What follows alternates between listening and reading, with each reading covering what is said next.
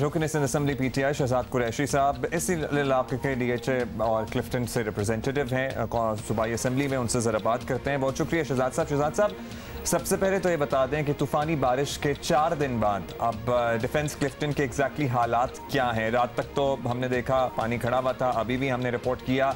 आप बताइए, आप तो मुख्तलिफ आप और ज़्यादा इलाकों में सर्वे कर रहे हैं ज़ाहिर है।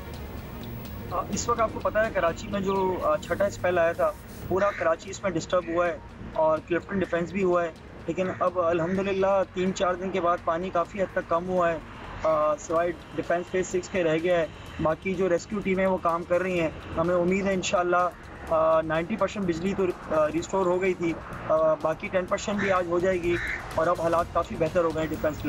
अच्छा, ये भी बता दें शहजाद कुरैशी कि यहाँ के रिहायशियों को डीएचए के शिकायत रही कि डीएचए और क्लिफ्टन कंटोनमेंट बोर्ड के लोग कहीं काम करते नजर नहीं आए। अभी हम अपना भी कुछ आंखों देखा हाल यही बता रहे थे कि एक एब्सेंस है उनकी, हत्ता कि सिंध हुकूमत की गाड़ियाँ नजर आ गई जिनका इन इलाकों में काम भी नहीं है। तो लेकिन यहाँ के जिम्मेदार कहीं नहीं थे। आप यहाँ के अवामी नुमाइंदे हैं, आपने हुकाम से बात की है कि हो क्या रहा है और हमें क्यों नहीं काम होता नजर आ रहा?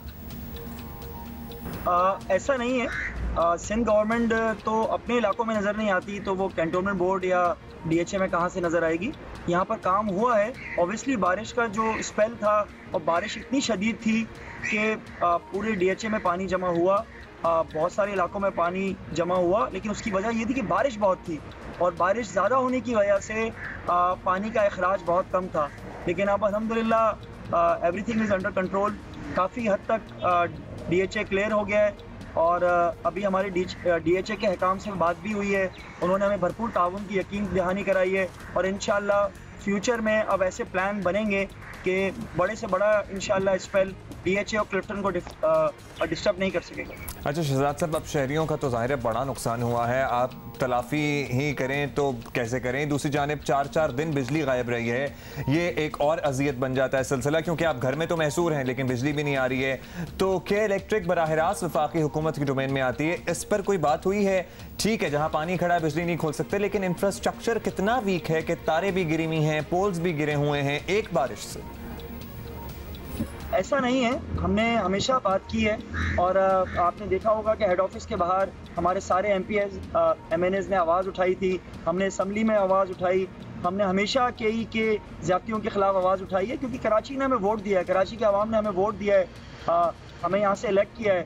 तो हमारा ये फ़र्ज़ बनता है कि हम कराची के आवाम के लिए आवाज़ उठाएँ। नो डाउट 3-4 दिन बिजली का बहुत बुरा हाल था, अब अल्हम्दुलिल्लाह आहिस्ता आहिस्ता बिजली रिस्टोर होना शुरू हो गई है। कराची के बेशतर इलाकों में अब हालात बेहतर हैं, लेकिन ऑब्वियसली केई की जो कमज़ोरियाँ हैं, जो खामियाँ हैं, उन्हें हम कतई नहीं छुपाएंगे और हम हमेशा से हक की बात हमने की है और हम ये कहते हैं, हमने वज़ीर आज़म से भी मुतालबा किया था, हम नेपरा से भी किया था कि केई को चेक एंड बैलेंस रखें और जो कराची की आवाम को जो अजियत दी जा रही होती है, जो कई देरी होती है, अनअनाउंस लोड शेडिंग होती है और ज़रा सी बारिश में भी बंद हो जाता है। लेकिन इस बार तो बारिश बहुत शदीद हुई थी और पूरा कराची डिस्टर्ब हुआ है, तो हम समझते हैं कि कई को अपने आप को इम्प्रूव करने की बहुत सख्त ज़रूरत है। शुक्रिया आपका शहजाद कुरैशी साहब, आपके कल के और आज के मौक़िफ़ में मुझे ज़रा थोड़ा सी तब्दीली नज़र आ रही थी, क्योंकि बारिश तो यकीनन बाकी शहर में भी हुई है लेकिन बाकी शहर का वो हाल नहीं हुआ जो आपकी कॉन्स्टिट्यूएंसी का हाल हुआ है।